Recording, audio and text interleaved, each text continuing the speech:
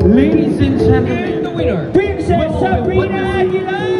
Wala po tayong score na binasihan. Ito po ay base po sa performance po ng bata. I-announce ko na ang dalawang mananalo ng ating trip to the Baguio. greatest of them all. For today's video, dahil kakatapos-tapos lang ng aming dance recital nung isang araw, ito nga pala yung mga naganap tong araw na yon. Maaga nga pala ako nagising dito. Dahil ito na yung huling araw na papapractice namin. At ang oras nga pala ng practice namin ay alas 6 ng maga. Sa SM na nga pala kami magpapractice ngayon. At ngayong ding araw na ito rin yung araw ng dance recital namin. Okay. Huling-huli na nga pala itong practice namin na ito. Kaya naman sobrang kinakabahan na ako. Pagkatapos nga pala namin mag-practice dito, uuwi na kami sa bahay at magpapahinga muna. Pagsapit nga pala ng hapon, pumunta na ako sa parlor ni Pokwa para magpa-hair and makeup sa kanya. Si Pokwa nga pala yung lagi nagme-makeup sa akin. At sa dami nga ng vlog ko, malamang kilala nyo na rin siya. Medyo kinakabahan nga pala ako ng mga time na to kasi medyo matagal na nung huling umakyat ako ng entablado. 4 years old nga lang pala ako noon nung sumali ako sa Munting Mutya ng San Pablo. Si Pokwa nga pala talaga nag-aayos sa akin simula nang bata pa ako. Okay. At dahil nga sobrang tagal na ako inaayusan, siguro kabisado niya na yung mukha ko kung paano niya ako papagandahin. Marami pa nga siguro akong contest sa sasalihan. Kaya itong si Pokwang na ito, marami pa siguro siyang magiging racket sa akin. Ito nga palang dance recital na ito. Ito nga pala yung pinagkabalaan ko nitong bakasyon na ito. Medyo nakakaboring din kasi sa bahay. Lalo na hindi din naman ako pinapayagan maglaro ni na mami. Buti na lang may dance workshop na ganito.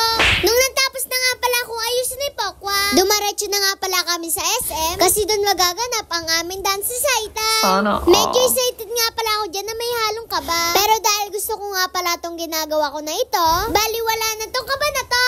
Kasi nga nung pinapanood ko yung sinalihan ko dating contest, nakita ko yung sarili ko, lalo na at baby pa ako noon, hindi ko man lang naramdaman yung kaba ko noon. Dito nga rin pala ginanap yung Munting Mutya ng San Pablo. Pero dahil 9 years old na ako ngayon, at 4 years old lang ako noon, ngayon nararamdaman ko na yung kaba. Kasi marami kasing manonood dito eh. Ayan nga pala yung mga kasama kong sasayaw. At dahil nga nakita ko silang nag-enjoy lang, medyo nawawala na rin ng aking kaba. Nung ako nga pala ay nakaupo sa upuan, meron nga palang lumapit sa akin at nakakilala. Siya daw ay lagi nanonood ng vlog ko. Kaya naman nagpa-picture siya sa akin. Ako nga pala ay masaya kapag meron nagpapa-picture sa akin. Kaya kayo kapag nakita nyo ako, huwag kayo mayayang magpa-picture sa akin. Lalo na hindi naman ako suplada. O tinan mo yung mga tito ko at tita ko, nagpa-picture pa sila sa akin. Magsisimula na nga pala kami sumayaw dito. At itong opening number namin na ito ay talagang pinaghandaan namin. Parang asap nga yung mapapanood mo dito. Pero dahil mga bata pa rin kami, medyo hindi nga pala perfecto. Pero dahil paggigihan namin tong sayaw namin, sana magustuhan nyo naman tong performance namin. Yan nga palang mga unang nasayaw na yan. Yan ang aming mga coach. At sila ang masugid na nagtuturo sa amin. Lahat nga para sila ay magagaling. Dahil marami na din silang TV guesting na sinayawan. Napakasaya ko nga pala na sila ang naging coach ko. Kasi dahil sa kanila, na-enhance yung pagsasayaw ko. Dati nga pala ay puro TikTok lang ako. Dahil naturuan na nila ako, marami na ako ngayong alam na step. Yan nga pala ang aming opening number. Dahil nga hindi ko pwede tong lagyan ng sound, pagtsagaan nyo na tong voice over na ito.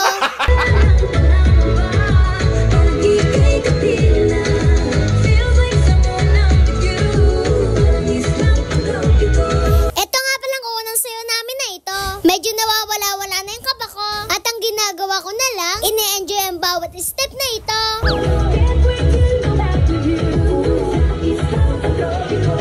Napakarami nga pala namin sasawin dito. Kaya itong pangalawang set namin na ito, dito na wala na talaga yung kaba ko. Kasi habang nagsisigawan lahat ng tao, lalo akong ginaganan sa pagsasayaw. Dahil nga nag-enjoy ako sa opening number namin. Itong pangalawang set namin na ito, dito masasabi kong wala na akong kaba. Kasi yung opening number namin na yun, ay medyo matagal na yung sayaw namin.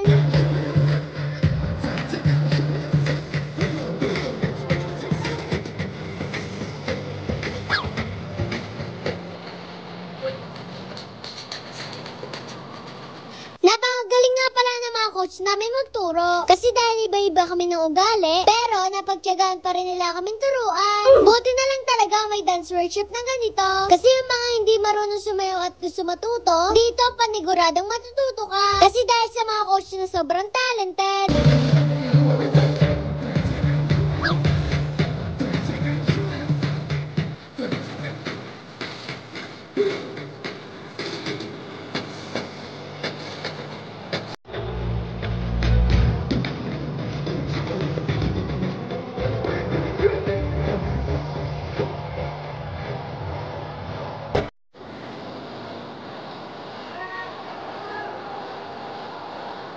At ito na ang aming third set.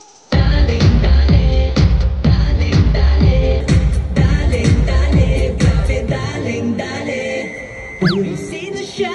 Ang lakas ng dating, ang lakas ng dating, ang lakas ng Kung napapansin nyo nga, sobrang ganado ko na dyan sa pagsasayaw. Kasi ang kaba ko talaga ay napalitan na ng enjoyment. sayaw na gusto ko. Baby, igiling, maghihinto. Daling, ay pa. Daling, ay pa. Daling, grabe, daling, ay pa. At meron nga pala itong kasamang konting modeling. At itong pagmamodel na ito ay gustong-gusto ko din. Gusto ko nga rin pala maging model balang araw. Yung mga tipong Miss Universe, pwede kaya? Napakarami ko nga pala talagang pangarap. Pero sana naman may matupad ako sa mga pangarap ko. Kasi lahat naman ng gusto ko ay inaaral ko. Kaya siguro mga pangarap kong ito ay matutubad ko rin. Kayo ba guys, marami din ba kayong pangarap sa buhay? Paki-comment naman dyan sa baba. Mabalik nga tayo. I-award na nga pala dito kung sino ang makakatanggap ng trip to Baguio. Ito nga palang award na ito ay base sa performance namin. Pipilian nga pala sa amin dyan kung sino yung nag-stand out sa recital na to. Princess Sabrina Aguilar! Napakasaya ko nga pala nung time na ito. Kasi hindi lang ako natuto magsayaw, nanalo pa ako ng trip to Baguio. Nung natapos na nga pala yung aming recital, kami ay kumain sa Mang Inasal. At nung meron ulit nakakilala sa akin, ay nagpa-picture din sila. O diba, kunti-kunti na rin ako nakikilala dahil sa inyo. Kaya maraming salamat sa inyo. Yun lang, paalam. Please like, follow, and share. Thank you.